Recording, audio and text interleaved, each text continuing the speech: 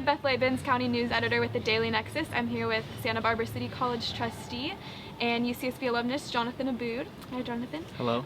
We're going to talk a little bit about Assemblymember Doss Williams' self-governance bill, Assembly Bill 3, that was just signed by the governor. Jonathan, can you tell us about what this means to Isla Vista residents? So the passage of this bill means that we've been authorized to have this form of government. AB3 passing doesn't mean that the IVCSD in it will be put into place necessarily. It just says that this form of governance is now an option for Isla Vista residents.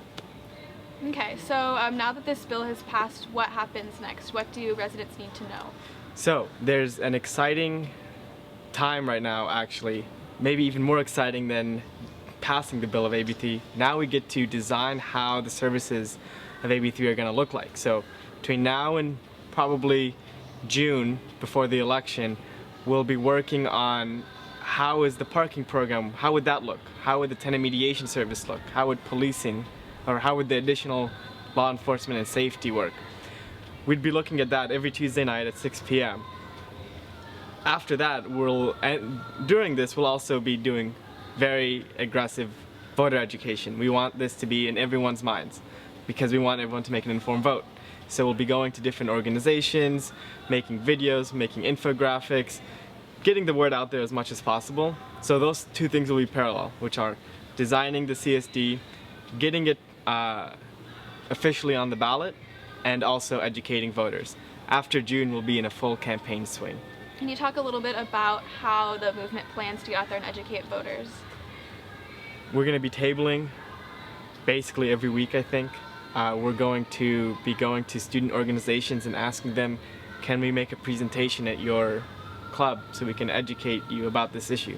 We're going to be going to local organizations in Isla Vista, like Ivy Youth Projects, going to their board, trying to get the word out as much as possible, making these presentations, tabling, getting people to sign letters of support so that we can contact them again when the campaign gets going so that they can come volunteer.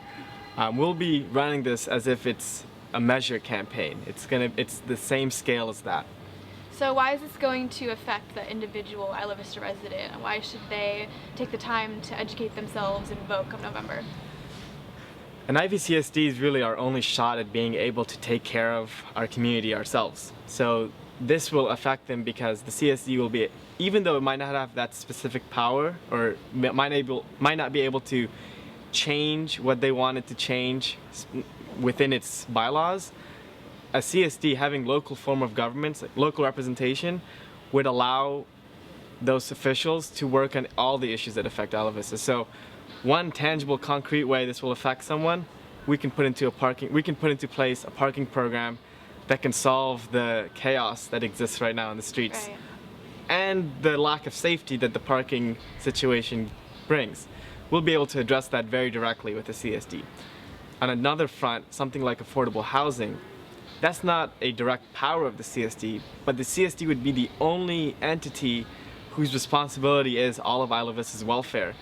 And I would imagine that board would actively work towards solving bigger picture issues alongside other agencies. But it would be the first time we'd have a group in 40 years that would be able to address these issues on our behalf. Excellent. Thank you very much for your time, and we're excited to see what happens with this. Thank you.